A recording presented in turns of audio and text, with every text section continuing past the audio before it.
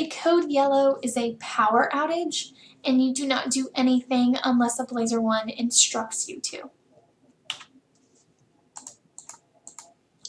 Code orange is going to be a chemical spill. We do not use any harsh chemicals here at UAB University Recreation.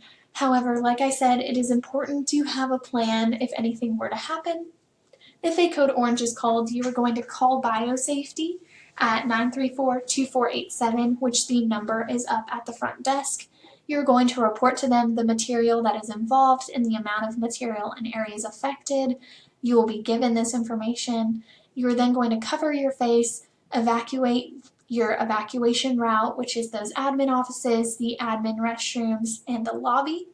You are then going to direct those individuals to Heritage Hall, and then radio Blazer 2 all clear once you have evacuated those areas, and you will meet everyone at Heritage Hall. Code violet is violence, so you will need to prepare to call 911 if Blazer 1 tells you to.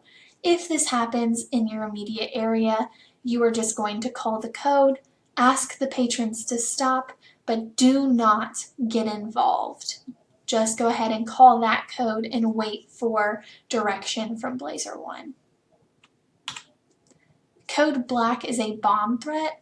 So if the threat was called in, get as much information as possible using the bomb threat checklist at the front desk.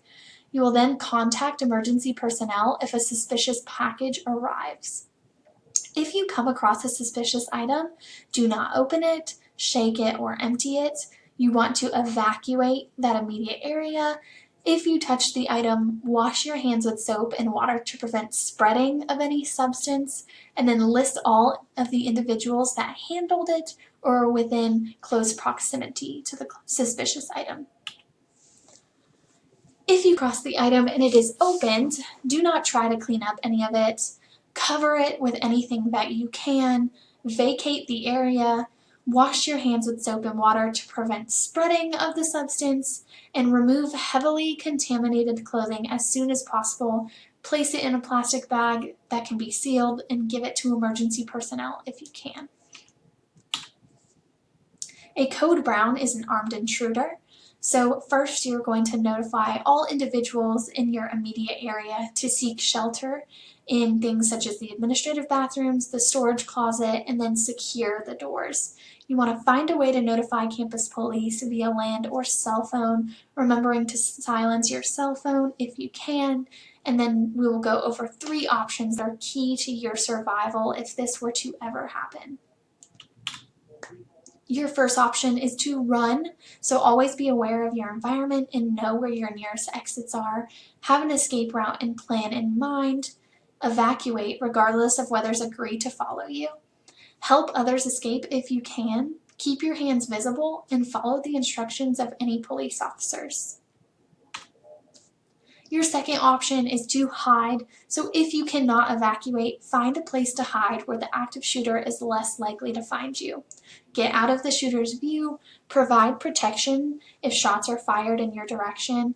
Try not to trap yourself or restrict your options for movement. Lock, secure, or blockade the entrance in any way possible. Silence your cell phone. Turn off any source of noise. Hide behind large items. Remain quiet. Dial 911 if possible to alert the police of the active shooter's location. And if you cannot speak, leave the line open and allow the dispatcher to at least listen to what is going on. Your last option is to fight, but this is only as a last resort. So only when your life is in imminent danger, your goal is to attempt to disrupt or incapacitate the intruder. You want to act as aggressively as possible against the intruder, throw items and improvise weapons, yell loudly, and commit to your actions. A code pink is a missing person. So you will search the administrative offices, the conference room, administrative restrooms, and the lobby area, which you will see during your tour when you come to sign up for your shadow shifts. You will typically see this if a camper during a camp wanders off. This is when you'll typically see a code pink.